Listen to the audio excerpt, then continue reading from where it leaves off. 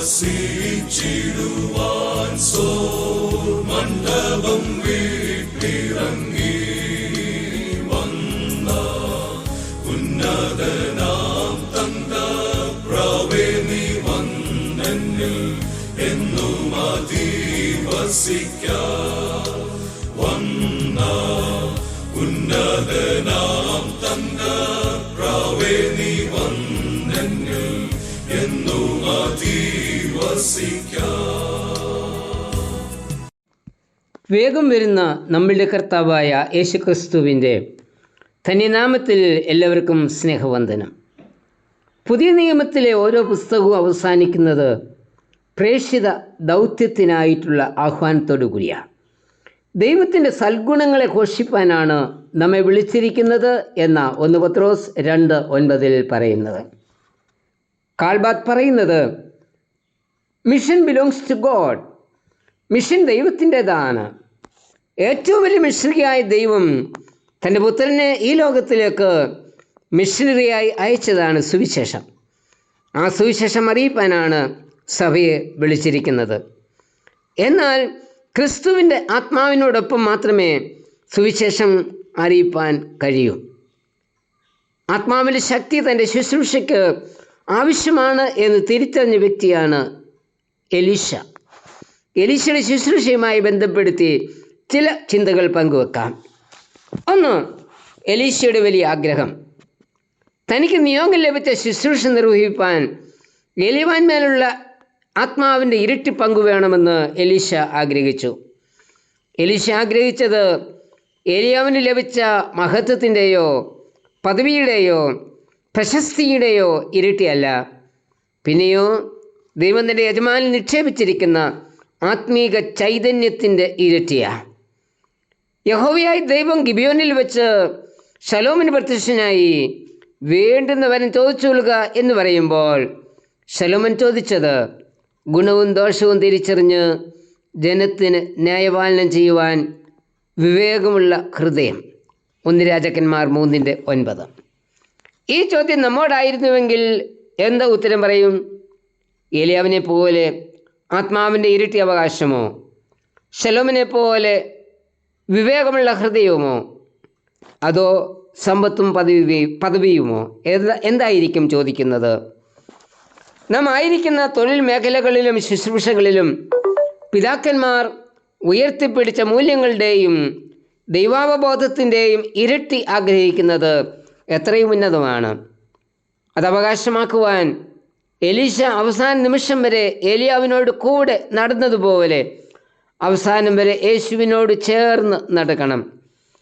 എങ്കിൽ ഇപ്പോഴുള്ളതിൻ്റെ ഇരട്ടി ശക്തിയോട് കർത്താവിന് വേണ്ടി പ്രവർത്തിപ്പാൻ നമുക്ക് കഴിയും. 2, എലീശയ്ക്കുണ്ടായ തിരിച്ചറിവ്. ഏലിയാവിൻ്റെ മേൽ വ്യാപിച്ചിരുന്ന അതേ ശക്തി തനിക്കും ലഭിച്ചു എന്ന ഒരു തിരിച്ചറിവ് യോർദാൻ്റെ കരയിൽ വെച്ച് എലീശയ്ക്ക് ഉണ്ടായി. ഏലിയാവിൻ്റെ ദൈവം എവിടെ എന്ന് ചോദിച്ചുകൊണ്ട് ഏലിയാവിൽ നിന്ന് വീണ പുതപ്പ് കൊണ്ട് യോർദാൻ നദി അടിക്കുകയും നദി 2 പിരിയുകയും ചെയ്തപ്പോഴാണ് ഈ തിരിച്ചറിവ് ലഭിച്ചത്. ഏലിയാവല്ല, ഏലിയാവിൻ്റെ ദൈവമാണ് കൂടെയുള്ളത് എന്ന് എലീശ തിരിച്ചറിഞ്ഞു. ഈ തിരിച്ചറിവാണ് തുടർന്ന് എലീശയെ നയിച്ചത്. ഈ തിരിച്ചറിവ് നമുക്കും ഉണ്ടാവണം. മരണത്തിൻ്റെ ശക്തിയെ ജയിച്ച് ഉയർത്തെഴുന്നേറ്റ കർത്താവ് എപ്പോഴും കൂടെ ഉണ്ടെന്നുള്ള ഒരു തിരിച്ചറിവ് നമുക്കും ഉണ്ടാവണം. മേശയിലെ ശുശ്രൂഷയ്ക്കായി തിരഞ്ഞെടുത്തവരുടെ മേൽ അപ്പോസ്തലന്മാർ കൈവച്ചപ്പോൾ കൈവപ്പ് ലഭിച്ച സ്തെഫാനോസിന് ഈ തിരിച്ചറിവ് ഉണ്ടായി. ഈ തിരിച്ചറിവാണ് കർത്താവിന് വേണ്ടി രക്തസാക്ഷിയാകുവാൻ സ്തെഫാനോസിനെ ഒരുക്കിയത്. ക്രിസ്തുവിൻ്റെ ദൗത്യം ഒട്ടും സുഖകരമല്ല. അതിൽ വെല്ലുവിളിയുണ്ട്, കഷ്ടതയുണ്ട്. അതോടൊപ്പം ഈ കഷ്ടതകളിൽ രക്തസാക്ഷിത്വവും ഉണ്ട്. കർത്താവ് കൂടെയുണ്ടെന്നുള്ള തിരിച്ചറിവാണ് കഷ്ടത സഹിപ്പാൻ നമ്മെ ധൈര്യപ്പെടുത്തുന്നത്. കർത്താവ് കൂടെയുണ്ടെന്നുള്ള തിരിച്ചറിവാണ് 3 ബാലന്മാരെ അഗ്നിയിൽ വെന്തരിയുവാൻ ധൈര്യപ്പെടുത്തിയത്. നമ്മുടെ പിതാക്കന്മാരെ നടത്തിയ ചരിത്രത്തിൽ ഇന്നും പ്രവർത്തിച്ചു കൊണ്ടിരിക്കുന്ന ദൈവം എല്ലായിടങ്ങളിലും നമ്മെ നടത്തുവാൻ കൂടെ ഉണ്ടെന്നുള്ള തിരിച്ചറിവ് എത്ര ഭാഗ്യകരമാണ്. 3, എലീശയ്ക്കുണ്ടായ അംഗീകാരം. എലീശയുടെ മടങ്ങിവരവ് പ്രതീക്ഷിച്ച് യോർദാനക്കരെ നിൽക്കുന്ന 50 പ്രവാചകന്മാർ എലീശയെ കണ്ടപ്പോൾ പറയുന്നത്, ഏലിയാവിൻ്റെ ആത്മാവ് എലീശയുടെ മേൽ വസിക്കുന്നു എന്ന. ഇത് എലീശയ്ക്ക് ലഭിച്ച വലിയ ഒരു അംഗീകാരം ആയിരുന്നു. മേശയിലെ ശുശ്രൂഷയ്ക്കായി നിയമിക്കപ്പെട്ട സ്തെഫാനോസിനും ഈ അംഗീകാരമാണ് ലഭിച്ചത്. കൃപയും ശക്തിയും നിറഞ്ഞ് ആത്മാവിലും ജ്ഞാനത്തിലും സംസാരിച്ച സ്തെഫാനോസിന് എതിർത്ത് നിൽപ്പാൻ ആർക്കും കഴിഞ്ഞില്ല. പ്രവൃത്തി 6:10.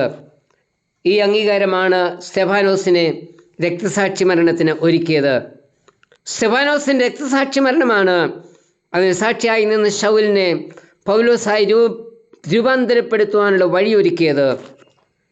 നമുക്ക് ലഭിച്ചിട്ടൊരു ദൈവിക നിയോഗത്തിൻ്റെ അതുല്യത നമ്മുടെ അനുദിന ജീവിതത്തിലൂടെ ലോകം അറിയണം.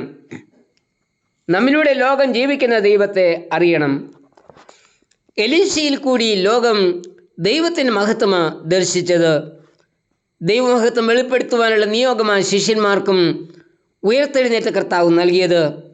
ആ ദൗത്യം തന്നെയാണ് കർത്താവ് നമുക്ക് നൽകിയിരിക്കുന്നത്. അതിന് ശിഷ്യന്മാർക്ക് നൽകിയ ആത്മാവിൻ്റെ ശക്തിയാണ് നമുക്ക് വേണ്ടത്. കർത്താവെ, ആത്മശക്തി പ്രാപിച്ച് ആ ആത്മാവോട് ഒപ്പം സാക്ഷ്യം നിർവഹിപ്പാൻ എന്നെയും ഒരുക്കണമേ. ആമേൻ. തങ്കച്ചിറകടിയെത്ര നാൾ കേട്ടിട്ടും ശങ്ക കൂടാതെ നിന്നെ തള്ളി സങ്കേതം ഞാൻ കൊടുത്തന്യക്കെന്നോർത്തിത സങ്കടപ്പെട്ടിടുന്നു. തള്ളി സങ്കേതം ഞാൻ കൊടുത്തന്യക്കെന്നോർത്തിത